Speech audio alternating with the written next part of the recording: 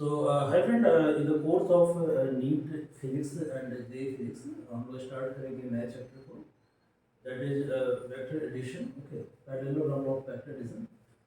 तो यहाँ पे कुछ बातों का आपको ध्यान में रखना है कि ये जो कोर्स हम स्टार्ट कर रहे हैं, ठीक है, तो इन कोर्स का मतलब थोड़ा मैं आपको जो प्रीवियस रिक्वायरमेंट है वो मैं आपको बता दूँ, ठीक है। तो पहली बात तो आप ये है कि कोई भी लेक्चर को आप सीक्वेंस में आप देंगे, ठीक है, तो ये सीक्वेंस में देखने से फिजिक्स का अंडरस्टैंडिंग आपको बेहतर होगी, ठीक है। और मेनली हमको फोकस करना है on developing the concept, concept focus करना है, बिकॉज फिजिक्स ऐसा सब्जेक्ट नहीं जिसमें कि आप रोट लर्निंग के द्वारा जो है आप काम चला लेंगे। फिजिक्स काफ़ी आसान सब्जेक्ट है, इजी सब्जेक्ट है, यदि आपका एक बार कॉन्सेप्ट क्लियर हो जाता है, ओके। देखिए हमारा जो कोर्स है पैरेललोग्राम, हम लोग स्टार्ट करेंगे vector addition, chapter number 2 of mechanics. ये मैकेनिक्स का हमारा कोर्स है और इसमें जो फर्स्ट चैप्टर यूनिट डायमेंशन है ये ऑलरेडी मैं कवर कर चुका हूँ, ओके। सो हम लोग स्टार्ट करेंगे parallelogram law of vector addition से, और मैं आपको बता दूं कि इसमें हम रेफरेंस के तौर पे क्या क्या हम यूज करेंगे। सो फॉर रेफरेंस पर्पस हम लोग यूज करेंगे एच सी वर्मा के कॉन्सेप्ट ऑफ फिजिक्स को। So concept of physics by H C Verma, और ये चैप्टर आप पढ़ रहे हैं ये वॉल्यूम 1 का चैप्टर नंबर 2 है। एंड मेरी ये पूरी कोशिश हुई कि at the end of the lecture आप इतने समर्थ हो जाओ कि आप इससे उन्होंने सारे प्रॉब्लम को सॉल्व कर, ठीक है, चाहे वो प्रॉब्लम सॉल्व प्रॉब्लम हो या अनसॉल्व प्रॉब्लम हो, ओके। देन जो जे एडवांस की तैयारी कर रहे हैं या मेन की तैयारी कर रहे हैं उन्हें फोकस करना है along with H C Verma Irodov problem, okay. तो H C Verma is common for NEET and JEE both aspirant, but जो जे की तैयारी करते हैं उनको थोड़ा एडवांस करना पड़ेगा आई रोडो, बट थियोरेटिकल पर्पस के लिए हम सिंगल बुक रिलाई करेंगे, that is H C Verma, okay. And thereafter we will solve question bank of NEET. जो नीट का पेपर है लास्ट 30 ईयर का, 40 ईयर का, और एम्स का जो पेपर है इसे हम चैप्टर वाइज डिस्कस करेंगे, ओके। साथ साथ जो जेई मेंस और एडवांस का पेपर है इसे भी हम पैरेलली डिस्कस करेंगे, ओके। ये जो कोचिंग है मानसो फिजिक्स लेक्चर्स, ये सुंदरपुर बापू चौक दरभंगा में है, ठीक है, दरभंगा बिहार में एक जगह है, यहाँ पे ये कोचिंग है। और हमारा जो स्पेशलाइजेशन है वो फिजिक्स पेपर में है, ओके। इसके अलावा मैं आपको बता दूं, क्या बताऊँ मैं, चलिए आगे चलते हैं, ओके। सो देखिए आपको एक बात ध्यान में रखनी है, मैं जो बताना चाहता हूँ वो दोबारा रिकॉल करवा देता हूँ, ठीक है। आपको ध्यान रखना है कि देखिए आप जो है ना अपने सोर्स को बिल्कुल प्रिसाइज रखिए, आप ज़्यादा सोर्स ना पढ़ें, ठीक है, लिमिटेड सोर्स को पढ़ें, क्योंकि नीट की तैयारी के लिए आपको हार्डली 2 ईयर का टाइम मिलता है। यदि आप जस्ट 10 पास किए हैं और यदि आप प्लस 2 पास कर लिए हैं तो 1 साल का टाइम आपको मिलता है हार्डली।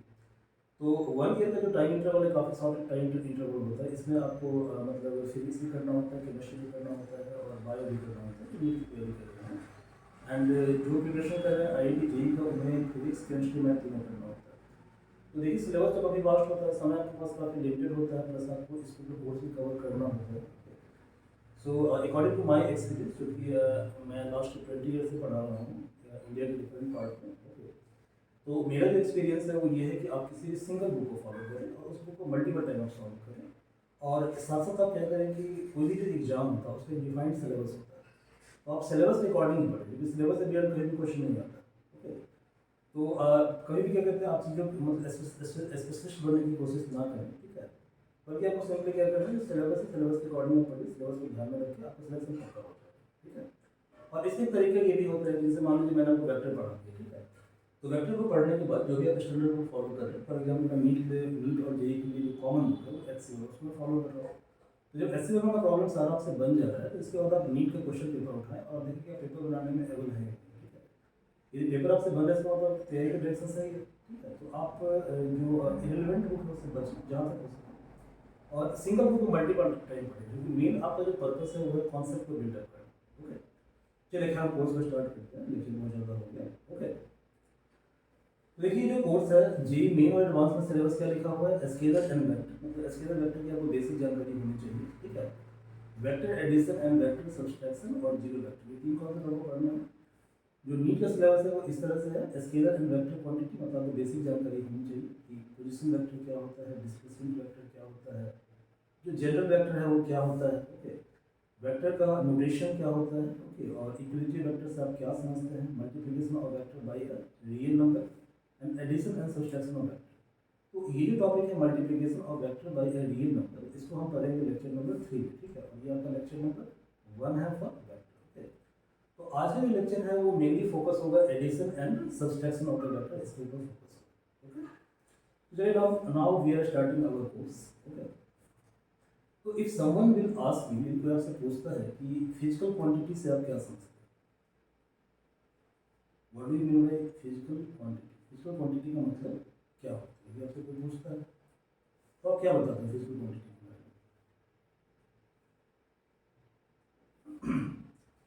कि फिजिकल क्वांटिटी इज समथिंग, ठीक है, जिसे बताने के लिए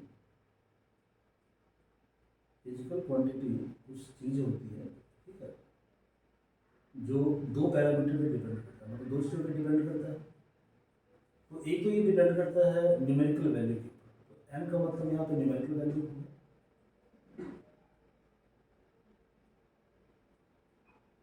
और ये बेटर होगा कि आप साथ साथ इसे लिखते जाएं, तब आपको ज़्यादा बेनिफिट होगा। लेक्चर सिर्फ सुनने के लिए नहीं होता, तो लिखेंगे नहीं, ठीक है, चीज़ें आपको याद नहीं होंगी। और सेकंड क्या होता है, यू का मतलब क्या होता है, यूनिट होता है, ठीक है। जैसे मान लीजिए फॉर एग्जाम्पल फोर्स एक फिजिकल क्वांटिटी है, तो आप क्या लिखते हो, फोर्स इक्वल टू 5 न्यूटन लिखते हैं।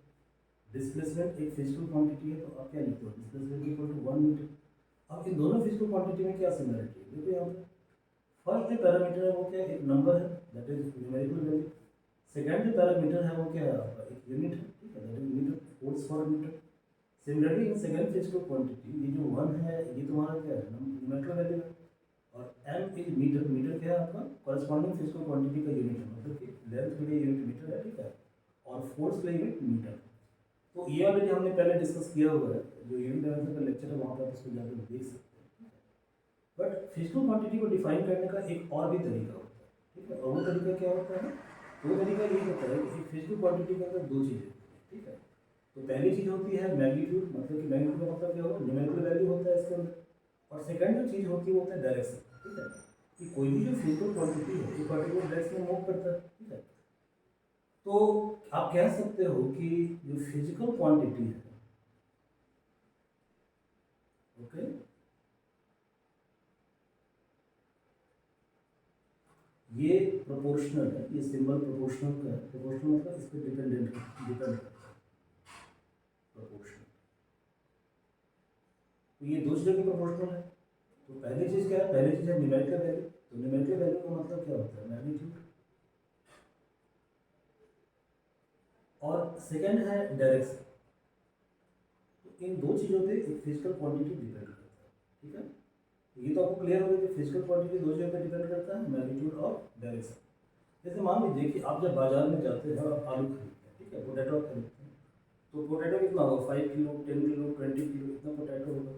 बट क्या पोटैटो के लिए कोई डायरेक्शन आप लेते हैं, कोई डायरेक्शन नहीं होता।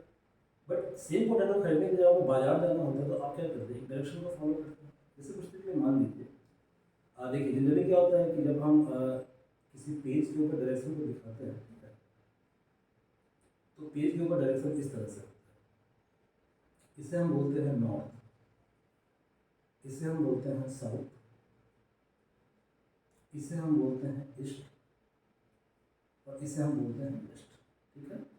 यदि आपसे पूछा जाए कि इन दोनों के बीच में क्या है, डायग्राम थोड़ा सा गलत बन गया, सही डायग्राम है, छोटा डायग्राम बन गया, ठीक है, पेज पे ड्रॉ करते हैं, तो पहले इसको समझ लीजिएगा, ठीक है। जैसे मान लीजिए कि आपको जब बाजार जाना आलू खरीदने के लिए, तो आपने इस पॉइंट से, ये आपका घर है और ये बाजार है, इसका मतलब क्या हुआ कि आप एक पर्टिकुलर डायरेक्शन को फॉलो कर रहे हो, और यदि जैसे आप गलत डायरेक्शन को फॉलो करोगे तो बाजार के बदले कहीं और आप पहुँच जाओगे। इज इट क्लियर और नॉट, ठीक है। तो ये नहीं कि जब आलू खरीदने गए आप, तो आलू का जो वेट है उसका सिर्फ मैग्नीट्यूड है, तो आलू का जो मास है दैट इज क्या कहते हैं आपको, that is those kind of physical quantity जहाँ पर सिर्फ क्या है, सिर्फ मैग्नीट्यूड है, क्लियर है। लेकिन जब आप एक डायरेक्शन में जा रहे हो, इसका मतलब क्या हुआ कि आप उस पर्टिकुलर पोजीशन को चेंज कर रहे हो, ठीक है। तो आपने क्लास 9th में पढ़ा होगा कि जब पोजीशन को हम चेंज करते हैं दैट इज कॉल्ड डिस्प्लेसमेंट, ठीक है। मतलब इनिशियली आपका पोजीशन ये था, दिस पॉइंट, ठीक है, and after some time you are at this point, यानी आपका पोजीशन क्या हो रहा है, आपका पोजीशन चेंज हो रहा है, ठीक है, यानी डिस्प्लेस आप हो रहे हो, ठीक है। तो जब डिस्प्लेस आप हो रहे हो तो आप क्या करोगे, कुछ किलोमीटर का डिस्टेंस आप ट्रैवल करते हो, यानी ये मैग्नीट्यूड हो गया, ठीक है। आप जो डिस्टेंस या जो जो पर्टिकुलर डिस्टेंस आप ट्रैवल करते हो एक पर्टिकुलर डायरेक्शन में, ठीक है।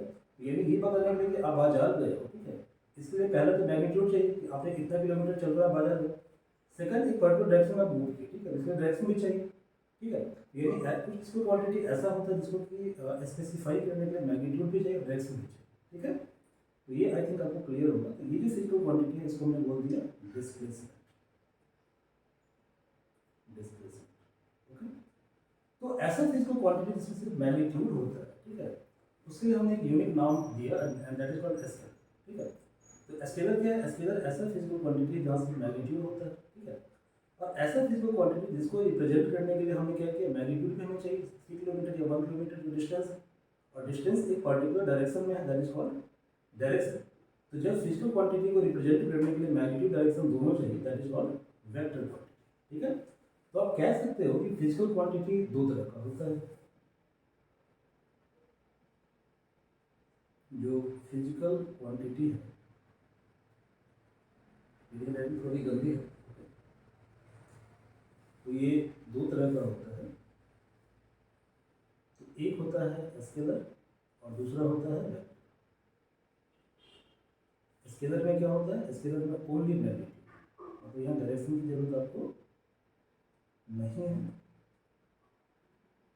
और जो वेक्टर है, वेक्टर में क्या होता है? वेक्टर में दोनों चीज़ें होती हैं, यानी कि वेक्टर के लिए हमें मैग्नीट्यूड भी चाहिए और वेक्टर के लिए हमें डायरेक्शन भी चाहिए, ये दो चीज़ें, ठीक है, दो चीज़ें। लेकिन जब आप क्लास 10th में गए होंगे तो वहाँ आपने एक टर्म सुना होगा इलेक्ट्रिक करंट, ठीक है। तो इलेक्ट्रिक करंट जो है यहाँ मैग्नीट्यूड भी होता है, डायरेक्शन भी होता है, बट इलेक्ट्रिक करंट क्या है? स्केलर है। तो आप स्ट्रेंज हो जाओगे ना कि अभी तो मैंने बताया कि ऐसा फिजिकल क्वांटिटी से मैग्नीट्यूड होता है, डायरेक्शन दोनों होता है, उसे क्या बोलते हैं? वेक्टर बोलते हैं। Then why electric current is scalar? तो वेक्टर के लिए एक और कंडीशन होता है कि वेक्टर का जो एडिशन होता है वो स्पेशल रूल के तहत होता है, ठीक है। और इस रूल को हम बोलते हैं वेक्टर एडिशन लॉ, ठीक है, वेक्टर एडिशन रूल, ओके। तो जब किसी फिजिकल क्वांटिटी के अंदर मैग्नीट्यूड हो, डायरेक्शन हो और वो वेक्टर एडिशन रूल को फॉलो करता है, ठीक है, उसे हम क्या बोलते हैं? उसे हम वेक्टर बोलते हैं। और जब फिजिकल क्वांटिटी में सिर्फ मैग्नीट्यूड होता है उसे हम क्या बोलते हैं? उसे हम स्केलर बोलते हैं। तो बहुत सारे एग्जाम्पल स्केलर का है, जैसे कि डिस्टेंस, डिस्टेंस क्या है? डिस्टेंस स्केलर क्वांटिटी है। बट वही हमने डिस्प्लेसमेंट की बात करेंगे तो डिस्प्लेसमेंट में डायरेक्शन होता है, ठीक है। तो डिस्प्लेसमेंट क्या है आपका? एक वेक्टर क्वांटिटी है। ऐसे ही स्पीड, स्पीड होता है डिस्टेंस बाय टाइम। स्पीड एक स्केलर क्वांटिटी है, लेकिन वेलोसिटी क्या होता है? Displacement by time. तो वेलोसिटी एक वेक्टर क्वांटिटी है, क्लियर है, ठीक है। ऐसे ही फोर्स क्या है? फोर्स एक वेक्टर क्वांटिटी है, ठीक है। अभी मोटा मोटी आपको इतना ही समझना है कि स्केलर का मतलब होता है इसके पास मैग्नीट्यूड होगा, वेक्टर का मतलब होता है magnitude, direction, and it follows vector addition rule, good. अब यहाँ पर मैं एक डायग्राम मैं बता रहा था डायरेक्शन के बारे में, ठीक है। तो देखो ये डायग्राम आपको दिख रहा है, इस डायग्राम के अंदर एक वीडियो डायरेक्शन है, इसे हम बोलते हैं, इसके लिए हमने सिंबल ई को यूज किया, इसे हम बोलते हैं नॉर्थ, सिंबल हमने एम यूज किया, इसे हम बोलते हैं साउथ, सिंबल हमने एस यूज किया और इसे हम बोलते हैं वेस्ट, और सिंबल हमने डब्ल्यू यूज किया, गुड। तो इनके बीच का डायरेक्शन क्या हो जाएगा? ये डायरेक्शन हो जाएगा नॉर्थ ईस्ट, ये डायरेक्शन क्या हो जाएगा? नॉर्थ वेस्ट, ये डायरेक्शन क्या हो जाएगा? साउथ ईस्ट, और ये जो डायरेक्शन है, ठीक है, ये हो जाएगा वेस्ट साउथ, या साउथ वेस्ट, दोनों आप कह सकते हैं, गुड। तो आई थिंक ये जो नॉमेनक्लेचर है, जो कॉन्सेप्ट है, थोड़ा बहुत आपका क्लियर हो गया होगा, ठीक है। अब चलिए आगे चलते हैं। तो आई थिंक आपको ये समझ में आ गया होगा वेक्टर क्या होता है, स्केलर क्या होता है। बट हमारा जो फोकस है मेनली वेक्टर के ऊपर, हमें मेनली पढ़ना है वेक्टर के बारे में, ओके। और हमारे सिलेबस में लिखा हुआ है कि we have to study about vector addition, और आपको स्ट्रिक्टली सिलेबस के अकॉर्डिंग पढ़ना है, ठीक है। अनवांटेड नॉलेज गैदर करने की जरूरत नहीं है आपको, ठीक है। आपका अल्टीमेट पर्पस ये होना चाहिए कि सिलेबस फुलफिल हो जाए, और सेकंड पर्पस ये है कि जो प्रीवियस क्वेश्चन है वो आपसे बन जाना चाहिए, ठीक है। यदि इतना आप कर ले रहे हो, ठीक है, तो एग्जाम पे भी एग्जाम क्रैक करना इससे वेरी इजी थी, ठीक है। पोटेंशियल सब में बराबर ही होता है, मेन चीज डायरेक्शन होता है। तो यदि आपका डायरेक्शन गलत होगा तो आप क्या होगा, अनवांटेड चीज़ों को पढ़ोगे, अपनी एनर्जी गलत डायरेक्शन में लगाओगे, ठीक है। तो आपको क्या करना है, एनर्जी को पर्टिकुलर डायरेक्शन में फोकस करके लगाना है, ठीक है।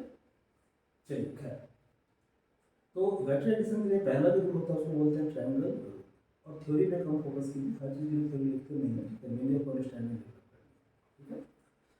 तो पहले तो हम ये समझते हैं कि वेक्टर को हम रिप्रेजेंट कैसे करते हैं, ठीक है। तो देखिए, मान लीजिए कि ये एक वेक्टर है, ठीक है। तो वेक्टर का जो ये पॉइंट होता है जहाँ से वेक्टर स्टार्ट होता है इसे हम बोलते हैं टेल, और वेक्टर का जो ये पॉइंट है इसे हम बोलते हैं हेड, ठीक है। तो वेक्टर हमेशा मूव करता है टेल से हेड की तरफ, ये आपको ध्यान में रखना है, ठीक है। तो ये वेक्टर का रिप्रेजेंटेशन हो गया। अब मान लीजिए आपके पास दो वेक्टर है, ठीक है। तो पहला जो वेक्टर है वो वेक्टर ए और दूसरा जो वेक्टर है वो वेक्टर बी, ठीक है। अब इन दोनों वेक्टर को आप ऐड करना चाहते हैं, तो वेक्टर को ऐड करने का स्पेशल रूल होता है, ठीक है। इसमें बोलते हैं ट्रायंगल रूल और पैरेललोग्राम, ठीक है। एक और रूल होता है पॉलीगन रूल, उसको पढ़ने की जरूरत नहीं, वो आपके सिलेबस का पार्ट नहीं है, ठीक है। और जो पॉलीगन रूल है वो सिंपली पैरेललोग्राम लॉ का एक्सटेंशन है, ठीक है। तो ट्रायंगल का एक्सटेंशन पैरेललोग्राम है, पैरेललोग्राम का एक्सटेंशन क्या है, पॉलीगन, ठीक है।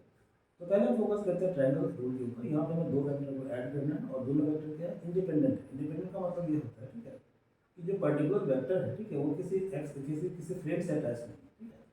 Now you will explain what is frame. Frame क्या होता है, ठीक है। फ्रेम इज नथिंग, फ्रेम में क्या होता है, कोऑर्डिनेट सिस्टम होता है, आपने क्लास में पढ़ा होगा कोऑर्डिनेट ज्योमेट्री। तो देखिए ये जो है ना एक्स और वाई, इसे बोलते हैं प्लेन, ठीक है। ये फ्रेम हो गया। जब हम 3D में बात करेंगे तो फ्रेम क्या हो जाएगा, एक्स वाई जेड। यहाँ पे एक्स वाई जो है ये आपका पेज है, ठीक है। इस पेज पे आप लिख रहे हैं, ठीक है। तो इस पे ये जो लाइन है ये आपका एक्स एक्सिस और ये जो लाइन है आपका वाई एक्सिस। तो मान लो कि हमने ऐसे लेंथ मान ली, लेंथ क्या हो गया एक्स एक्सिस, इसका मान लिया विड्थ क्या होगा वाई एक्सिस। अब तुम इसके परपेंडिकुलर क्या करो, यहाँ पे एक पेन को खड़ा कर दो और पेन का जो टिप है, ठीक है, वो इस पर्टिकुलर पॉइंट के जस्ट मतलब बाहर निकल होना चाहिए, ठीक है। यानी जो पर्टिकुलर पॉइंट है यहाँ पे तुम क्या करो, पेन का जो बॉटम वाला पार्ट है उसको रखो, टिप क्या होगा, टिप आउटवर्ड डायरेक्शन होगा। ये टिप आउटवर्ड डायरेक्शन में, ये तुम्हारा क्या है, जेड एक्सिस है, ठीक है। ये आपको ध्यान में रखना है क्योंकि इसे हम बाद में बहुत ज़्यादा यूज करेंगे, ओके। नाउ इसको ऐड करने का तरीका क्या होता है कि जो वेक्टर ए है, वेक्टर ए का जो हेड है वहाँ पे वेक्टर बी के टेल को लेते हैं। चलो हम लेंगे, इसका टेल है और इसका हेड है, इसको हम लेंगे। अब हम क्या करेंगे, एक नया वेक्टर लेंगे और जो नया वेक्टर है उससे इसके टेल और इसके हेड को ज्वाइन करेंगे। तो हमने ज्वाइन कर दिया नया वेक्टर से इसके टेल और इसके हेड को, ठीक है। ये जो नया वेक्टर आर होगा वही क्या होगा, वही होगा resultant of A plus B. ये तुम्हारा ट्रायंगल हो गया। अब सेकंड जो लॉ है वो पैरेललोग्राम होगा, ठीक है। देखिए इसकी अंडरस्टैंडिंग बनानी है, हर चीज़ का नोट्स बनाने की जरूरत नहीं होती, ठीक है। नोट्स का बनाना मैं आपको बताता हूँ, ठीक है। अब पैरेललोग्राम लॉ में क्या होता है, तो यहाँ पे देखिए, यहाँ पे दोनों वेक्टर क्या इंडिपेंडेंट है। बट पैरेललोग्राम लॉ में समस्या होगी, क्या समस्या होगी, हमने दो वेक्टर लिया और दोनों वेक्टर का टेल कॉमन है, गुड। तो दोनों का टेल क्या है, कॉमन है।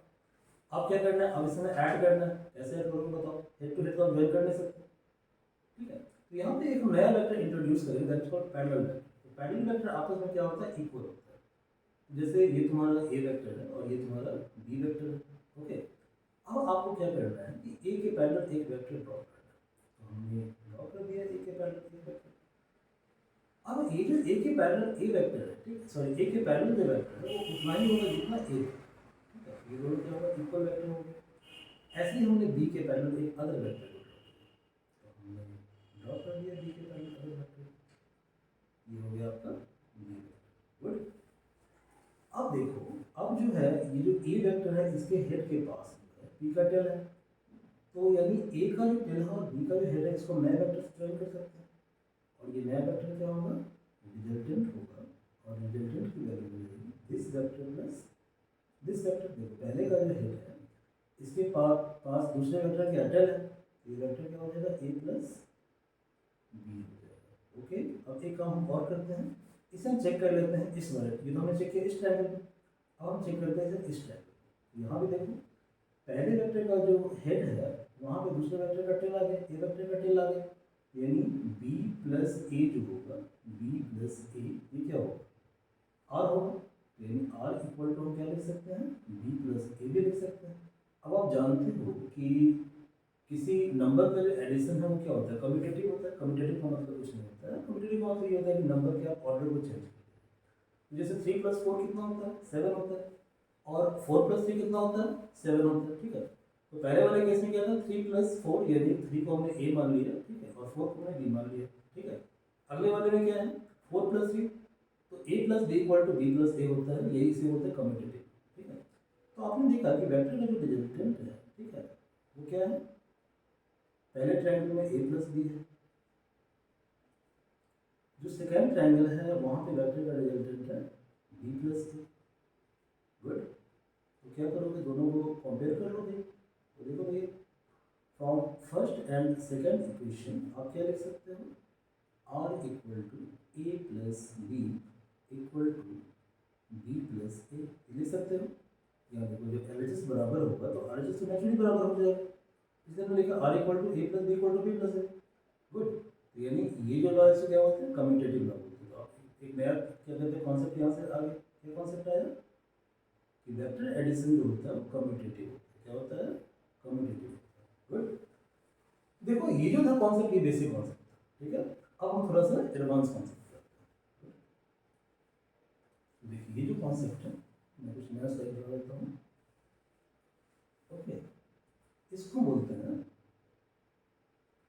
Analytical form of parallelogram.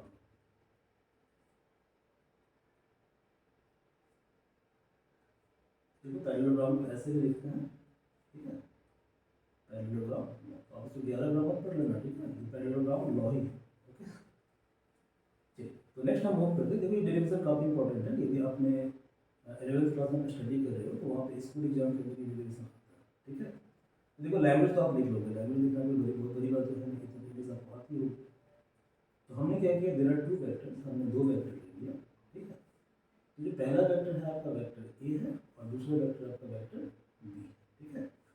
अब यहाँ ऑलरेडी ये दिया हुआ है कि ए और बी के बीच का एंगल थीटा है। आपको यहाँ पे लैंग्वेज के फॉर्म में लिखना है कि let us consider there are 2 vectors A and B, ठीक है। दोनों दोनों का टेल क्या है, कॉमन है, तो बोथ है coterminous tail, okay. And theta is angle between them. ये लैंग्वेज है, मैं लिखूंगा नहीं, आपको से लिखना है, इतनी मिस आपको, ठीक है। फिर आपको लिखना है कि we have drawn a vector A parallel to vector A या a new vector parallel to vector A। तो ये वेक्टर क्या हो जाएगा, A हो जाएगा। फिर आपको दूसरा लैंग्वेज क्या लिखना है, again we have drawn other vector parallel to vector B, ठीक है। तो ये वेक्टर क्या हो जाएगा, वेक्टर B हो जाएगा, ठीक है। अब क्या होगा, ये जो नया वेक्टर हम ड्रॉ करेंगे, ठीक है, जो स्टार्ट होता है ए के टेल से और बी के हिट पे जाकर क्या होता है, एंड हो जाता है, एंड हो जाता है। ये वेक्टर क्या होगा, रिजल्टेंट होगा, और इसकी वैल्यू होगी ए प्लस। ये तो आप लोग जानते हो, आपने पढ़ा है जस्ट, ठीक है। अब हम क्या करते हैं कि ए वेक्टर का जो टिप है, टिप मतलब हेड, यहाँ से परपेंडिकुलर हम ड्रॉप करते हैं, तो परपेंडिकुलर हम ड्रॉप कर लेते हैं, नो एनी प्रॉब्लम। और ए को थोड़ा सा एक्सटेंड कर देते हैं, ये एंगल कितना डिग्री होगा, 90 डिग्री होगा। और इससे हम कुछ नाम दे देते हैं, ठीक है। तो नाम दे दीजिए आप L M N P, good, any problem, no problem, ठीक है। अब देखिए पहले हम थोड़ा सा रिसर्च करते हैं ट्रायंगल पी एम एन, ठीक है। तो देखो भैया ये भी बी वेक्टर है और ये भी बी वेक्टर है, इसका मतलब है कि this line and this line both are parallel है, ठीक है। ये दो लाइन क्या है, पैरेलल लाइन है। अब ये जो पैरेलल लाइन है बी और बी, ठीक है, उसके लिए ये जो लाइन ए होगा क्या, वो इंटरसेक्शन लाइन होगा। इसमें अलग से ड्रॉ कर देता हूँ, ये वेक्टर और ये वेक्टर,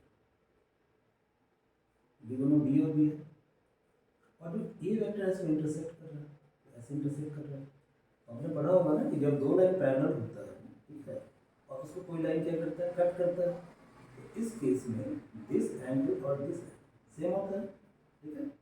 तो if this is theta, this is also theta, ये एंगल कितना हो जाएगा, थीटा हो जाएगा।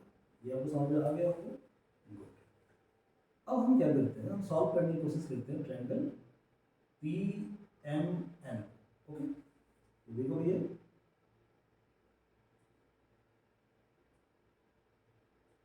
ट्रायंगल पी एम एन है, यहाँ पे ये एंगल कितना है, थीटा है, और ये कितना है, ये आपका बी है। ओके, तो आप सभी साइन थीटा कॉस थीटा जानते हो, जानते हैं ना?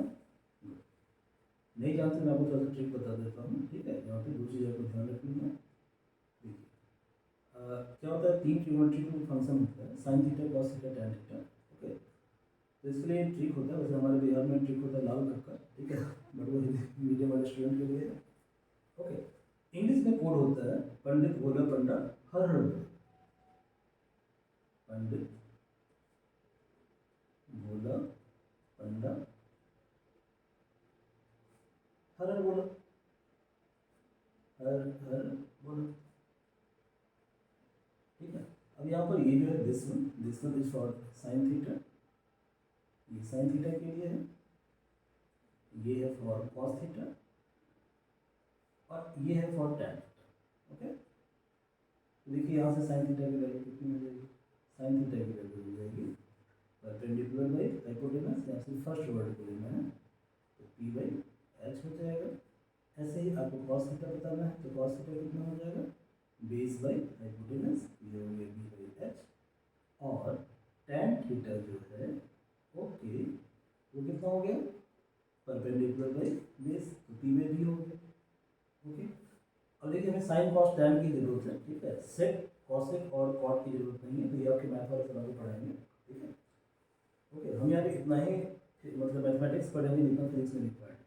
ओके, तो एक तो आपको याद रखना है sine theta cos theta tan theta, second आपको याद रखना है, ठीक है? अब यहाँ कंफ्यूज हो गए ना जो बायो वाले स्टूडेंट की, what is perpendicular, what is base, what is hypotenuse. Good, ये कुछ नहीं होता है। देखो क्या होता है कि किसी भी राइट एंगल ट्रायंगल, अब ये राइट एंगल ट्रायंगल क्या होता है, किसी भी राइट एंगल ट्रायंगल में, ठीक है? तो राइट एंगल ट्रायंगल का सिंपल मतलब ये होता है कि ऐसा ट्रायंगल जिसका एक एंगल 90 डिग्री है, ठीक है? तो हमने यहाँ पे एक ट्रायंगल बना दिया, ठीक है? ट्रायंगल का ये जो एंगल है 90 डिग्री का, ये डायग्राम थोड़ा गलत बन गया है, ठीक है? यहाँ पे बिल्कुल स्ट्रेट लगना चाहिए था। तो देखो जब ये एंगल थीटा होगा तो ये एंगल क्या होगा, सॉरी ये एंगल 90 डिग्री है तो ये एंगल कितना होगा, थीटा होगा। ऑब्वियसली ये जो एंगल होगा ये 90 माइनस थीटा होगा, ठीक है? आपको ये समझ में आ गया होगा, ठीक है? कैसे होगा, तो एक ट्रायंगल के तीन एंगल का सम कितना होता है, 180 होता है। तो देखो ये 90 है, ये थीटा है, ये 90 माइनस थीटा, इन तीनों को जोड़ के देखो, थीटा से कैंसिल हो जाएगा, 180 हो जाएगा, ठीक है? अब देखो ये जो पर्टिकुलर थीटा है इसके सामने जो भी साइड पड़ता है, ठीक है? तो पहले देखो क्या, तो हाइपोटेनस को पहले सेलेक्ट कर लो, तो 90 के सामने जो भी साइड पड़ेगा वो हाइपोटेनस होगा, उसको फिक्स कर लो। क्लियर है? तो देखो ये जो पर्टिकुलर साइड है, ठीक है, या तो परपेंडिकुलर होगा या बेस होगा, और ये जो साइड है परपेंडिकुलर या बेस होगा, दोनों में से कुछ एक हो सकता है। तो थीटा के सामने जो साइड होगा वो होता है परपेंडिकुलर, ठीक है? और थीटा के एडजेसेंट मतलब साथ में जो साइड है उसको बोलते हैं बेस, ठीक है? ये बेस हो गया। ओके, अब मान लो थीटा हम चेंज कर देते हैं, मान लो 90 माइनस थीटा है, 90 माइनस थीटा के सामने क्या पड़ता है, ये बेस पड़ता है, तो 90 माइनस थीटा के लिए बेस से तुम कंफ्यूज हो जाओगे, ठीक है? तो मैं ट्रायंगल को चेंज करता हूँ। अब देखो ये एंगल तुम्हारा 90 डिग्री है, तो जो 90 माइनस थीटा है उसको अल्फा मान लो दूसरे के लिए, तो अल्फा के सामने क्या पड़ता है, देखो पहले तो क्या है, तुम्हें क्या करना है, तुम्हें पहले हाइपोटेनस को फिक्स करना है, तो 90 के सामने ये पड़ता है, ये हाइपोटेनस, हाइपोटेनस फिक्स हो गया। अल्फा के सामने क्या पड़ता है, ये पड़ता है, ये तुम्हारा परपेंडिकुलर हो गया, और अल्फा के एडजेसेंट क्या, ये तुम्हारा बेस, ये तुम्हारा बेस हो गया, ठीक है? तो आई थिंक आपको ये समझ में आ गया होगा परपेंडिकुलर क्या होता है, बेस क्या होता है, और हाइपोटेनस क्या होता है। गुड, चलिए तो आगे देखिए, इसमें एक थ्योरम होता है पाइथागोरस थ्योरम, ठीक है? तो आपको पाइथागोरस थ्योरम याद है तो अच्छी बात है, अदरवाइज सिंपली आप याद रखो, एक थ्योरम होता है, ठीक है? ये थ्योरम क्या कहता है, ये थ्योरम कहता है कि परपेंडिकुलर स्क्वायर प्लस बेस का जो स्क्वायर है वो एच का स्क्वायर होता है। तो आपको सेकंड रूल याद रखना है कि परपेंडिकुलर का स्क्वायर प्लस बेस का स्क्वायर इक्वल टू हाइपोटेनस का स्क्वायर। ओके, ये रूल नंबर 2, ठीक है? अब देखिए यदि आप इस ट्रायंगल को ध्यान से देखें, कौन सा triangle, triangle L P N. Okay, इस ट्रायंगल को ध्यान से देखें, तो इस ट्रायंगल को एक बार दोबारा ड्रॉ कर लेते हैं, ठीक है? आपको यही डायग्राम एग्जाम में ड्रॉ करना है, ठीक है? ये जो मैं डायग्राम ड्रॉ कर रहा हूँ ये सब आपको समझाने के लिए कर रहा हूँ, ठीक है?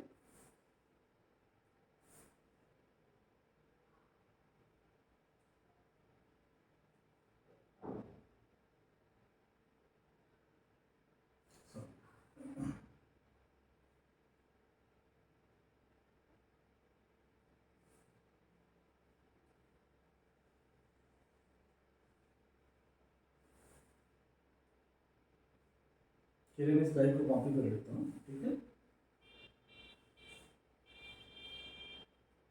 इसमें कॉपी कर लेता हूँ, इसका मैं जस्ट पार्ट जो इसको मैं इरेज कर देता हूँ।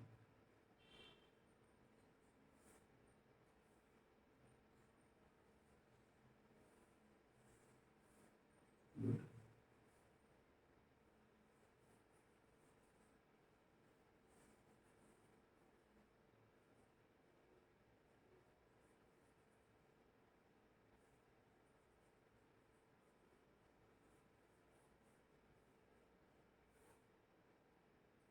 तो हमारे इस ट्रायंगल की तरफ दोबारा आते हैं, ठीक है।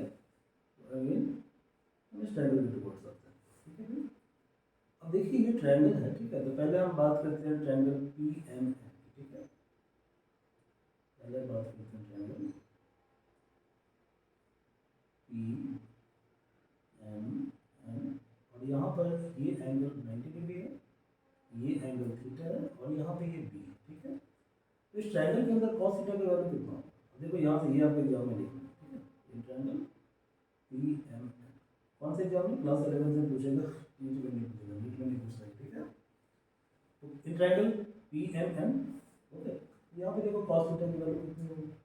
तो कॉस थीटा क्या बताया था हमने? D by H. यहाँ पे बेस क्या हो गया? बेस हो गया एम एन, तो बेस तुम्हारा है एम एन, ठीक है। और हाइपोटेनस जो होता है 90 के सामने होता है, तो 90 के सामने वाला साइड क्या है? बी, तो भाई बी हो गया। तो यहाँ से एम एन की वैल्यू हो जाएगी बी कॉस थीटा। सिमिलरली यदि आपको इस ट्रायंगल में साइन थीटा फाइंड आउट करना है, तो साइन थीटा क्या होता है? परपेंडिकुलर। परपेंडिकुलर क्या होता है? थीटा के सामने होता है। थीटा के सामने ये साइड है, यानी ये पी एन हो गया, और हाइपोटेनस तो फिक्स है, कितना है? ये बी है। दैट मीन्स ये जो आपका पी एन है, ठीक है, ये कितना है? B sine theta, okay. अब हम क्या करते हैं? अब हम ट्रायंगल एल पी एन को सॉल्व करते हैं, ओके। देखिए in triangle L P, okay, 90 के सामने क्या है? ये साइड है, ये साइड क्या होगा? हाइपोटेनस होगा, यानी ये हो गया आपका कितना square? L P square equal to, आपने क्या पढ़ा है? थीटा की एडजस्टमेंट क्या होता है? बेस होता है, तो ये साइड क्या होगा? बेस हो गया, तो बेस है आपका एल एन, यानी एल एन स्क्वायर। और थीटा के सामने क्या है भैया? तो थीटा के सामने ये साइड है, ये क्या हो गया? ये आपका पी एन हो गया, तो ये पी एन स्क्वायर हो गया। अब देखो आप कंफ्यूज मत हो जाना कि मैंने ये वाला थीटा लिया और ये थीटा क्यों लिया, ठीक है। अब देखो इस थीटा के सामने भी ये पड़ता है पी एन, और इस थीटा के सामने पी एन है, ठीक है। तो आप किसी भी थीटा से लोगे, ठीक है, तो साइड क्या आएगा आपका? साइड आपका पी एन ही आएगा, ठीक है। और क्योंकि हम सॉल्व कर रहे हैं ट्रायंगल एल पी एन को, ठीक है, तो हम कंसीडर करेंगे किस थीटा को? आप बताओ, पर्टिकुलरली इस थीटा को, ठीक है। गुड। अब देखो ये जो आपका एल एन है, एल एन को आप क्या लिख सकते हो? एल एन को लिख सकते हो L N plus M N का whole square plus P N का होल स्क्वायर। अब ये जो एल एन है, एल एन की वैल्यू कितनी है? ए। अच्छा देखो, जब हम क्या करेंगे साइड के बारे में लिखेंगे, तो हम क्या करेंगे? वेक्टर का साइन हटा देंगे यहाँ से, ये ए हो गया। एम एन कितना है? तो देखो एम एन कितना निकाला आपने? बी कॉस थीटा, ए प्लस बी कॉस थीटा इसका होल स्क्वायर प्लस जो पी एन है, पी एन कितना है आपका? देखिए बी साइन थीटा, ठीक है, बी साइन थीटा। गुड। अब इसे सॉल्व कर लेते हैं, तो चलो हम सॉल्व कर लेते हैं। एल पी तुम्हारा क्या है? एल पी तुम्हारा है, ये जो एल पी है, एल पी ये आर है, यानी हमारे पास जो रिजल्ट है वो है R square equal to A plus B cos theta का whole square plus B sine theta का होल स्क्वायर, ओके। तो यानी आप लिख सकते हैं, क्या लिख सकते हैं? आर स्क्वायर इक्वल टू हमारे पास है A plus B cos theta इसका whole square plus B sine theta का होल स्क्वायर। अब देखिए आप जानते हैं ना, आप क्या जानते हैं? आप जानते हैं कि ए प्लस बी का होल स्क्वायर जो होता है, ओके, ये होता है a square plus B square plus 2ab। ये formula of the standard result होता है। तो हम क्या करते हैं? इसे ए मान लेते हैं, इसे बी मान लेते हैं, तो क्या हो जाएगा? ए स्क्वायर, ठीक है, प्लस बी स्क्वायर मतलब बी कॉस थीटा का whole square plus 2ab cos theta, 2, और देखो ए की जगह की जगह क्या है b cos theta, okay, plus B sine theta का होल स्क्वायर कितना होगा b square sine square theta. तो इसे आप लिख सकते हो a square plus B square cos square theta plus 2ab cos theta plus B square sine square theta. ठीक है, अब देखो भाई ये हो गया a square plus B square और बी स्क्वायर यहाँ पे कॉमन है, ब्रैकेट में क्या हो गया यहाँ पे है कॉस स्क्वायर थीटा और इसका sine square theta plus twice A B cos theta. Good, अब एक रिजल्ट आप याद रखना है, आपको क्या याद रखना है कि sign square theta plus cos square theta 1 होता है। ठीक है, ये स्टैंडर्ड रिजल्ट है। ओके, कैसे होता है ये मैं आपको नहीं बताऊंगा, क्योंकि बायो वाले को रखना है और मैथ वाले जो है मैथ वाले से पूछना। ठीक है, क्योंकि हमारा फोकस है फिजिक्स। गुड, ये 1 होता है, तो दैट मीन्स आपके पास जो रिजल्टेंट आ गया वो कितना आ गया under root of A square plus B square plus 2ab cos theta. ये स्टैंडर्ड रिजल्ट है, इसको आपको याद रखना है। ठीक है, अब आप देखो इस ट्रायंगल को ध्यान से दोबारा देखिए। ठीक है, इस ट्रायंगल में जो रिजल्टेंट है, ठीक है, ये क्या करता है, ये ए के साथ कुछ एंगल बना रहा है, ये जो एंगल है ये डायरेक्शन होता है। ठीक है, और डायरेक्शन क्या होता है, डायरेक्शन होता है tan अल्फा। क्या होता है tan अल्फा, तो देखो भैया जो tan अल्फा है ओके कितना होगा ये अल्फा ना tan अल्फा, तो इसके लिए ये क्या हो जाएगा ये परपेंडिकुलर हो जाएगा और ये जो है ये बेस हो जाएगा। तो परपेंडिकुलर कितना है आपका, परपेंडिकुलर आपका पी एन, परपेंडिकुलर है पी एन और बेस क्या है, तो बेस है आपका एल एन, तो बेस है एल एन और इसे आप लिख सकते हो पी एन डिवाइडेड बाई ये जो एल एन है, एल एन क्या होगा L N plus M N, L M plus M N. अब देखो पी एन कितना हमने फाइंड आउट किया था, देखो भाई पी एन कितना है बी साइन थीटा, ये है आपका बी साइन थीटा और ये जो एल एन है एल एन है एक, एल एन है एक प्लस एम एन कितना है एम एन देखो B cos theta, B cos theta. तो ये स्टैंडर्ड रिजल्ट है। ठीक है, डेरिवेशन भी आपको समझ में आ गया, अच्छी बात है। ओके, तो जो 11th में पढ़ रहे हैं उसको प्रैक्टिस कर लेंगे डेरिवेशन को, और जो नीट की तैयारी कर रहे हैं उसको प्रैक्टिस करने की जरूरत नहीं, उसको सिंपली ये रिजल्ट याद करने की जरूरत है, ये स्टैंडर्ड रिजल्ट है। ठीक है, अब यहाँ पे कुछ ट्रिक्स वगैरह है। ठीक है, ट्रिक्स को थोड़ा सा हम उसे इंटरप्रेट करते हैं, समझते हैं ट्रिक्स। ठीक है, देन हम कुछ प्रॉब्लम को सॉल्व करेंगे। ओके, चलो हमारे पास जो वेक्टर का मैग्नीट्यूड है, ठीक है, वो क्या है, तो देखो मैग्नीट्यूड क्या है, यदि आपके पास दो वेक्टर हैं ए और बी और दोनों का टेन क्या है कॉमन है और दोनों के बीच का एंगल थीटा है। ठीक है, तो इस केस में इस वेक्टर का जो रिजल्टेंट होता है यानी इसका जो मैग्नीट्यूड होता है वो होता है R equal to under root A square B square twice A B cos theta. ठीक है, और उसका जो डायरेक्शन होता है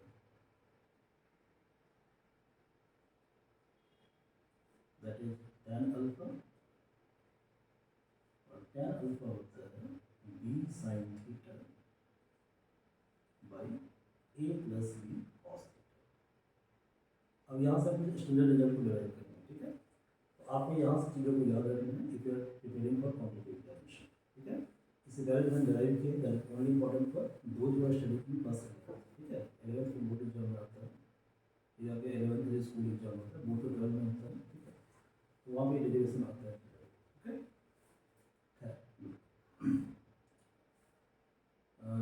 क्या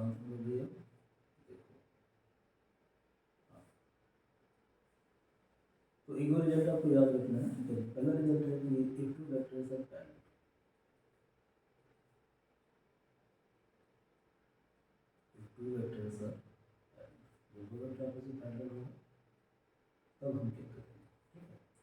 तो देखो भाई जब दो वेक्टर आपस में पैरेलल होता है तो उसके बीच का एंगल क्या होता है, 0 डिग्री होता है, ठीक है। पैरेलल वेक्टर मतलब 0 डिग्री एंगल होता है, ठीक है। अब मैं आपको एक ट्रिक और बताता हूँ, इस ट्रिक को ध्यान रखिए, ठीक है। इस ट्रिक को बोलते हैं यूनिट सर्कल, ठीक है। ये आपको यूनिट सर्कल, तो जब सर्कल यूनिट होगा तो इसका रेडियस क्या होगा, रेडियस होगा 1। अब ये ओरिजिन, ठीक है, ये जो पॉइंट है इस पॉइंट का कोऑर्डिनेट कितना होगा, 1 और 0। ये सर्कल क्या है, यूनिट सर्कल है। ये जो पॉइंट है ये वाई एक्सिस पे, तो इसका कोऑर्डिनेट कितना होगा, एक्स कोऑर्डिनेट 0, वाई कोऑर्डिनेट 1। और ये जो पॉइंट इसका कोऑर्डिनेट होगा -1 0, और ये जो पॉइंट इसका कोऑर्डिनेट होगा 0 -1, ठीक है। अब देखो this point corresponds to theta equal to 0, और इसमें थीटा क्या होगा, 0 डिग्री होगा। तो तुम यहाँ भूल जाओगे तो थीटा क्या होगा, 90 डिग्री होगा। और जब तुम यहाँ पे चले आओगे तो थीटा क्या होगा, 180 होगा। और जब तुम यहाँ पे चले आओगे तो थीटा कितना होगा, 270 डिग्री होगा। और जब तुम यहाँ चले जाओगे तो थीटा कितना हो जाएगा, 360 डिग्री। यहाँ तक कोई दिक्कत नहीं है, ठीक है। अब यहाँ पे बस एक ट्रिक याद रखना है, क्या याद रखना है, यहाँ पे एक्स कोऑर्डिनेट है वो कॉस थीटा है, वाई कोऑर्डिनेट जो है वो साइन थीटा है, और वाई बाई एक्स वो tan थीटा है। ये आपको याद रखना है। बायो वाले को एक और याद रखना है, 1/0 क्या होता है, इंफिनिटी होता है, और 0/1 कितना होता है, 0 होता है, ठीक है। तो यदि आपसे पूछा जाए कि थीटा इक्वल टू जब 0 डिग्री होगा तो कॉस 0 कितना होगा, तो कॉस 0 कितना हो जाएगा, 1 हो जाएगा। साइन 0 कितना हो जाएगा, 0 हो जाएगा, ठीक है। और tan 0 कितना होगा, 0/1, 0/1 कितना होता है, 0 होता है, ठीक। तो देखो इस रिजल्ट हम यहाँ पे यूज करेंगे, तो टू वेक्टर्स से पैरेलल तो थीटा कितना होगा, 0 डिग्री होगा। तो देखो रिजल्टेंट कितना हो जाएगा, रिजल्टेंट हो जाएगा under A square plus B square plus twice A B, और कॉस 0 कितना होता है, 1 होता है, देखो पता है। A square plus B square जो है ए प्लस बी का होल स्क्वायर होता है, ठीक है। तो रूट ए स्क्वायर क्या होगा, कैंसिल हो जाएगा, तो रिजल्टेंट हो जाएगा ए प्लस बी। तो सिंपली हम क्या करेंगे, वेक्टर को ऐड कर देंगे। अब हमें पता करना है कि डायरेक्शन क्या होगा, tan अल्फा। तो फार्मूला क्या होता है, बी साइन थीटा, तो बी साइन 0, साइन 0 कितना होता है, 0 होता है। देखिए यहाँ पे वाई कोऑर्डिनेट 0 है, divided by A plus B, cos 0 कितना होता है, 1 होता है, बट बी इंटू 0 तो ऑलरेडी 0 हो गया, ठीक है। तो 0/a प्लस बी कितना हो जाएगा, 0 हो जाएगा। और 0 इक्वल टू क्या है, tan 0, ठीक है। आप देखो यहाँ पे tan 0 कितना होगा, 0/1, ठीक है। तो डायरेक्शन भी क्या हो गया, डायरेक्शन अल्फा भी हो गया 0 डिग्री, ठीक है। सेकंड जो रिजल्टेंट काफ़ी इंपॉर्टेंट है, वो ये है कि two vectors are antiparallel.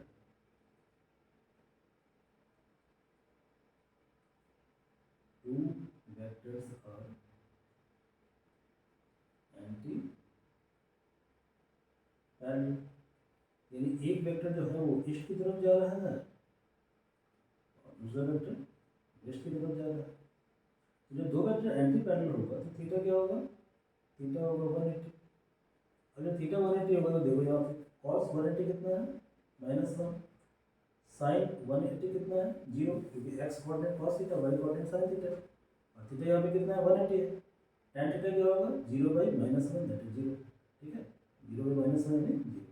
यानी 0 को जब किसी नंबर से हम डिवाइड करते हैं, ठीक है, एक्सेप्ट 0, मतलब कि 0 को 0 के अलावा किसी अदर नंबर से डिवाइड करते हैं, ठीक है, तो 0 होता है। और जो 1 को जब 0 से डिवाइड करते हैं, किसी भी नंबर को 0 से डिवाइड करते हैं तो इनफाइनाइट होता है, ठीक है। ये रिजल्ट आपका स्टैंडर्ड रिजल्ट इसको याद रखना है, ठीक है। तो देखो भाई यहाँ पे रिजल्टेंट आर जो है वो कितना हो जाएगा, a square plus B square plus कितना दिया है, 2ab कॉस थीटा, 2ab, और कॉस थीटा कितना है, देखो कॉस थीटा कितना, -1, तो कितना हो जाएगा, ये हो जाएगा a square plus B square -2ab। अब ये कितना होता है, ये होता है a माइनस बी का होल स्क्वायर, कितना हो जाएगा, ये हो जाएगा a माइनस बी।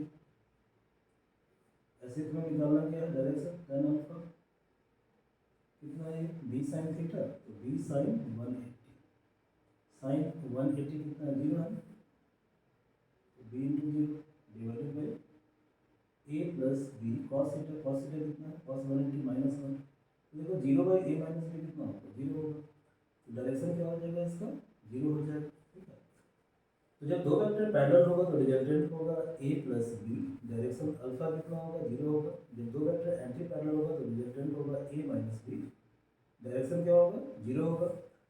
अब मान लो दो वेक्टर जो है परपेंडिकुलर,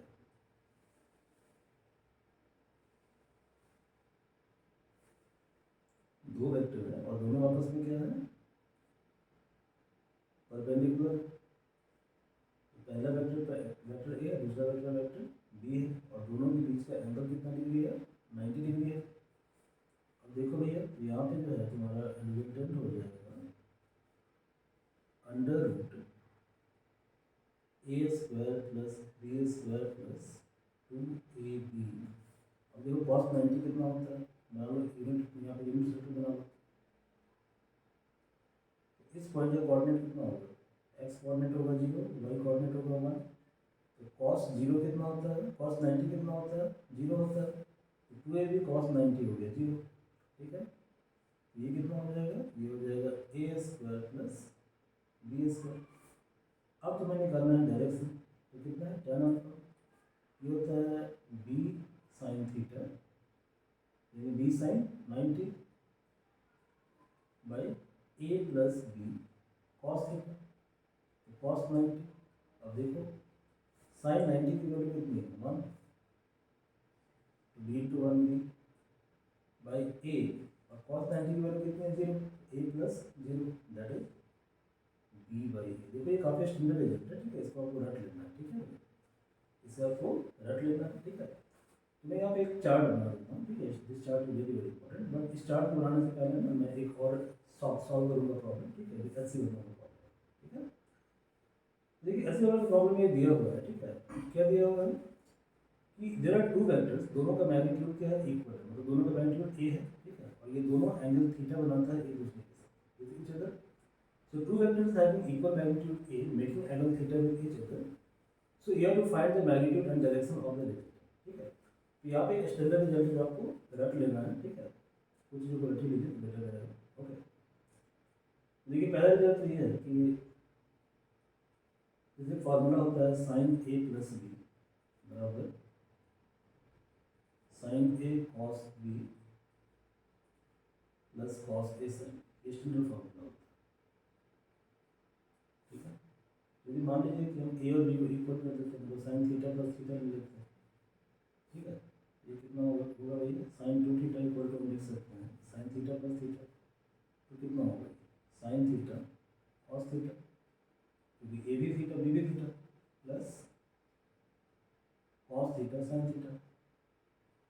जब ये साइन थीटा कॉस थीटा और कॉस थीटा साइन थीटा को साइन थीटा कॉस थीटा लिख सकते हैं, तो कितना हो जाएगा 2 sine theta cos theta.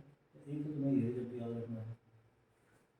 Second result आपको याद रखना है। ठीक है, इसे मान लीजिए कि हम क्या करते हैं कि इस थीटा को जो है ना डिवाइड कर देते हैं 2 से, तो दिक्कत है कर सकते हैं ना ऐसा। स्टैंडर्ड रिजल्ट क्या है, रिजल्ट आया कि साइन थीटा इक्वल टू होता है 2 साइन थीटा बाई 2 और कॉस थीटा बाई 2। ये स्टैंडर्ड रिजल्ट है, इसको आपको याद रखना है। ठीक है, गुड। ओके, आगे भी किसी रिजल्ट की जरूरत पड़ेगी तो आप बता देंगे। ठीक है, तो फॉर्मूला को नीट वाले को रखना है। ठीक है, ठीक है, देखिए यहाँ पे दिया हुआ है कि there are two vectors A और बी, दोनों वेक्टर क्या है ए और बी है, और दोनों वेक्टर ए और बी जो ए के बराबर है, दोनों इक्वल वेक्टर है, और इसके बीच का एंगल कितना है थीटा है। तो आपको फाइंड आउट करना है मैग्नीट्यूड और डायरेक्शन, दोनों फाइंड करना है। तो पहले निकालते हैं मैग्नीट्यूड। तो आप जानते हो कि आर इक्वल टू क्या होता है, आर इक्वल टू होता है a square plus B square plus 2ab cos theta. ठीक है, अब ए बी तो इक्वल है ना, क्योंकि ए बी इक्वल है तो आप देख सकते हो ए की जगह ए स्क्वायर और बी की जगह भी ए स्क्वायर, और ए बी इक्वल है तो आप लिख सकते हो 2a into a square cos theta. अब यहाँ देखो a square that is 2a square plus 2a square cos theta. अब क्या करो 2a स्क्वायर को कॉमन लो तो क्या होगा 1 प्लस कॉस थीटा। अब देखिए ये स्टैंडर्ड रिजल्ट है, ठीक है, मतलब आप मैथ के स्टूडेंट को कोई दिक्कत होगी नहीं, बायो वाले को दिक्कत होती है, ये स्टैंडर्ड रिजल्ट है, ठीक है। 1 प्लस कॉस थीटा बराबर होता है 2 कॉस स्क्वायर थीटा बाई 2, ठीक है, 2 कॉस स्क्वायर थीटा बाई 2। देखो 2 जो है वो 2 बार आ रहा है 2 स्क्वायर, तो बाहर आने में क्या बचेगा 2, ए स्क्वायर का रूट ए होगा, ठीक है, और कॉस स्क्वायर थीटा बाई 2 होगा कॉस थीटा बाई 2। तो बायो वाले को रिजल्ट याद कर लेना, 1 plus cos theta 2 cos square theta by 2, वैसे तक जरूरत आपको पड़ेगा, ठीक है। सिमिलरली आपको निकालना है direction, similarly you have to find out the direction. So tan alpha equal to क्या पड़ेगा b sin theta by a plus b cos theta. तो देखिए b, और अभी आपको मैंने बताया था कि sin theta equal to 2 sin theta by 2 cos theta by 2, 2 sin theta by 2 और cos थीटा बाई 2। और यहाँ पे देखो ए और बी तो बराबर है, तो हम इसको ए की जगह बी भी लिख सकते हैं। जब बी लेंगे तो अंदर क्या बचेगा 1 प्लस कॉस थीटा। और देखो बी और बी तो कैंसिल आउट हो गया, ऊपर कितना है 2 sin theta by 2 cos theta by 2। अभी आपने प्रीवियस प्रॉब्लम में, मतलब इसी प्रॉब्लम में आपने जब रिजल्टेंट निकाला तो आपने लिखा था कि 1 plus cos theta equal to क्या होता है 2 cos square theta by 2, 2 cancel out हो गया, cos theta by 2 cos square theta by 2 cancel out हो गया, तो sin theta by 2 by cos theta by 2 कितना हो गया tan थीटा बाई 2। यानी यहाँ डायरेक्ट रिजल्ट आ गया कि अल्फा इक्वल टू क्या होता है थीटा बाई 2 होता है। तो दिस आर स्टैंडर्ड रिजल्ट्स, इसको आपको क्या करना है रटना है आपको, ठीक है। तो मैं सिर्फ मेमोरी मैप बनाया था, इस मैप को बार बार आपको रिकैप करना है, फिर देखिए प्रॉब्लम बनाना कितना आपके लिए आसान हो जाता है, ठीक है।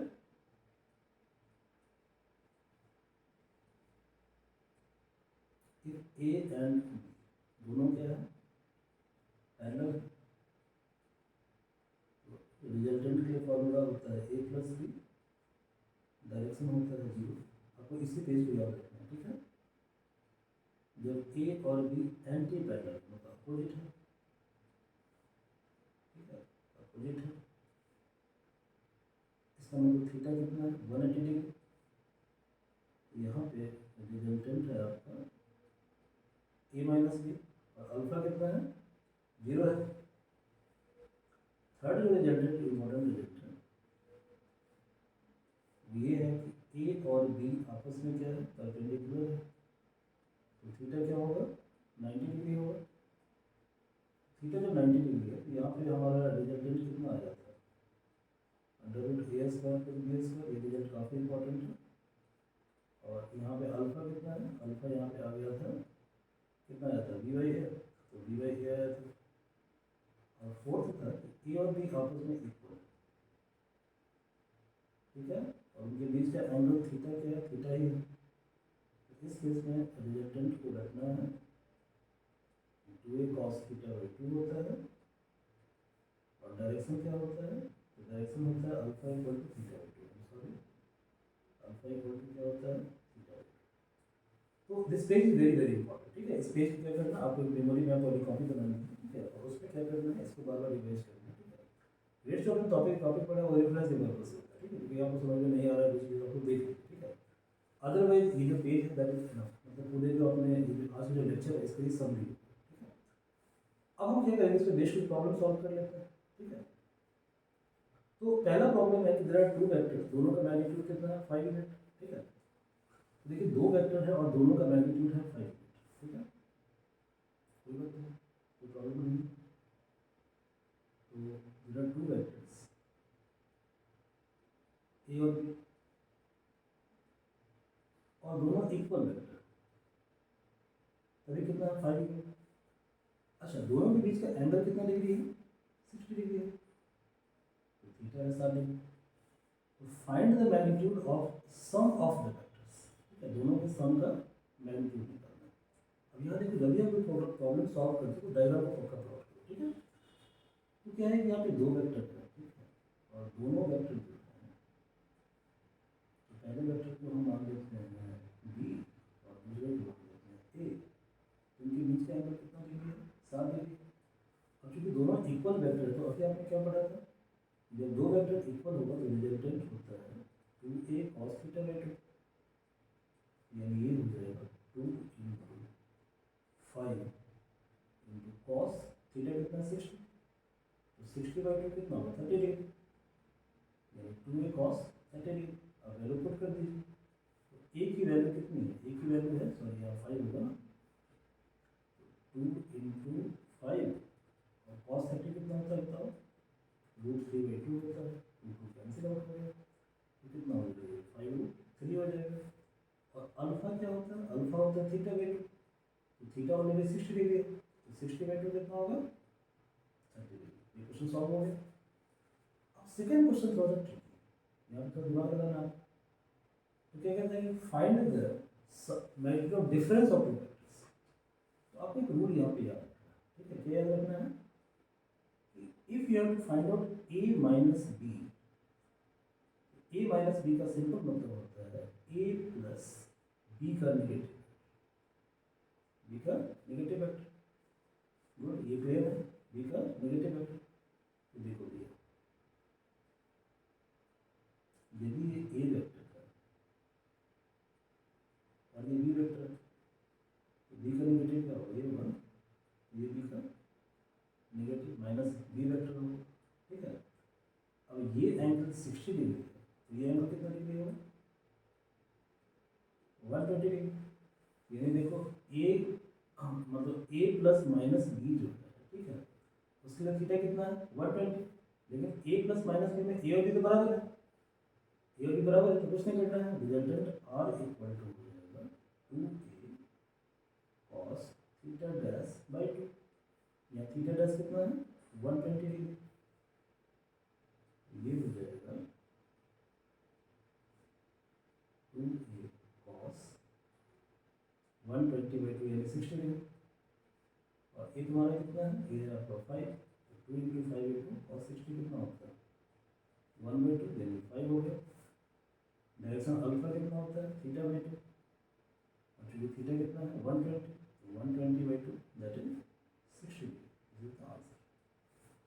ओके, ये क्वेश्चन हम और कर लेते हैं। ओके, क्वेश्चन है, देखो ये जो क्वेश्चन था ये आपको दिया हुआ है सॉल्व एग्जांपल में, ठीक है, ये क्वेश्चन सॉल्व आपको दिया हुआ है, वहाँ भी देख सकते हो सॉल्यूशन। क्वेश्चन है कि a vector has a component along x axis equal to 25 unit and component y along component along y axis is 60। तो आपको मैग्नीट्यूड निकालना, डायरेक्शन निकालना, कुछ नहीं करना, सिंपल। ये दिया हुआ है y और ये दिया हुआ है x, ठीक है। तो एक वेक्टर जो x पे है वो 25 यूनिट है, इसे हम क्या करते हैं, ऐसे मान लेते हैं a, और a का मैग्नीट्यूड कितना है 25 यूनिट है। दूसरा वेक्टर जो b है, ठीक है, b वो है 60 यूनिट और ये है y एक्सिस पे, तो b वेक्टर आपका है 60 यूनिट और ये कहाँ पे y एक्सिस पे है। अब x और y के बीच का एंगल कितना डिग्री होता है 90 डिग्री। तो आपको निकालना है मैग्नीट्यूड डायरेक्शन, कुछ नहीं करना है आपको, मैंने क्या बताया था कि जब दो वेक्टर परपेंडिकुलर हो तो रिजल्टेंट होता है a square plus b square. अब इसे कैलकुलेट खुद ही कर लीजिए, ठीक है। ओके, और डायरेक्शन क्या होता है, डायरेक्शन होता है b/a, तो यहाँ से इसको आराम से सॉल्व कर सकते हैं, ठीक है। क्वेश्चन नंबर नेक्स्ट देखिए, find the resultant of three vector. Three vector मैं आपको कल कराऊंगा, ठीक है, नेक्स्ट क्लास में कराऊंगा मैं, ठीक है। अगला क्वेश्चन देखिए, अच्छा क्वेश्चन है, कहता है कि a plus B equal to a minus B, तो आपको शो करना है कि a और b परपेंडिकुलर होंगे, ठीक है। फिर क्या करोगे, वही लॉजिक लगाओगे आप, तो जैसे मान लीजिए कुछ देर के लिए कि ये b वेक्टर है और ये a वेक्टर, इसके बीच का एंगल कितना डिग्री है, थीटा डिग्री है। और ये जो वेक्टर होगा ये क्या होगा, ये होगा a प्लस बी,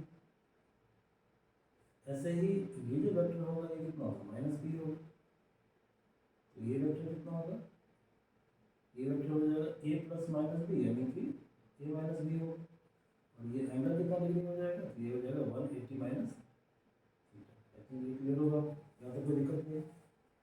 अब हम क्या करते हैं कि आप जानते हैं कि a प्लस बी का जो मैग्नीट्यूड है, ठीक है, वो क्या होता है, वो होता है under root A square plus B square plus twice A B cos theta, यही होता है।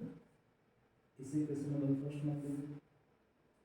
और जो a माइनस बी है, इसका जो मैग्नीट्यूड होगा वो क्या होगा, वो होगा a square plus B square plus 2ab, और यहाँ पे थीटा कितना है, 180 माइनस थीटा, तो cos 180 माइनस थीटा, ठीक है। अब देखिए cos 180 माइनस थीटा होता है minus cos theta, a square plus B square plus minus हो जाएगा 2ab cos थीटा। यहाँ पे स्टैंडर्ड रिजल्ट क्या है, स्टैंडर्ड रिजल्ट ये है कि cos 180 माइनस थीटा जो है माइनस cos थीटा होता है। तो नीट वाले को रखना है, ठीक है, मैथ वाले समझ में मैथ क्लास करेंगे। अब आप क्या करें कि क्वेश्चन में क्या दिया हुआ है, a plus B equal to a minus B, तो आप लिख सकते हैं कि under root of A square plus B square plus twice A B cos theta equal to under root of A square plus B square minus twice A B cos theta. देखिए root को cancel out हो जाएगा, square को root, तो क्या बचेगा आपके पास, a square plus B square plus twice A B cos theta equal to a square plus B square minus twice A B cos theta. अब देखिए a square B square B square cancel out हो जाएगा, इधर 2ab cos theta, इधर minus 2ab cos theta, इसको इधर ले आता है लेफ्ट साइड, ये हो गया 4ab cos theta equal to 0।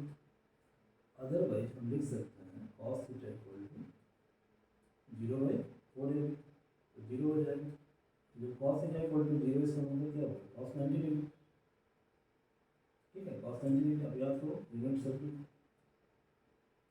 यहाँ पर कितना इंपॉर्टेंट है, 0 और 1, तो cos 0 कितना डिग्री, 90 डिग्री, sin 90 कितना 1, theta equal to cos theta equal to cos 90, theta क्या हो जाएगा 90। थीटा क्या होता है, ए और बी के बीच का एंगल होता है, therefore a is perpendicular to, ठीक है, ओके। जो रेस्ट प्रॉब्लम है इसको हम कल डिस्कस करेंगे, ठीक है। So class is over now. ये जो वीडियो है इसका जो मतलब पीडीएफ है, पीपीटी है, ये आपको ग्रुप में शेयर कर देंगे, ठीक है। यूट्यूब का जो सब्सक्रिप्शन होता है वहाँ पे इसके लिए शेयर कर दीजिएगा, तो वहाँ से इसको डाउनलोड कर सकते हैं, ओके। Thank you.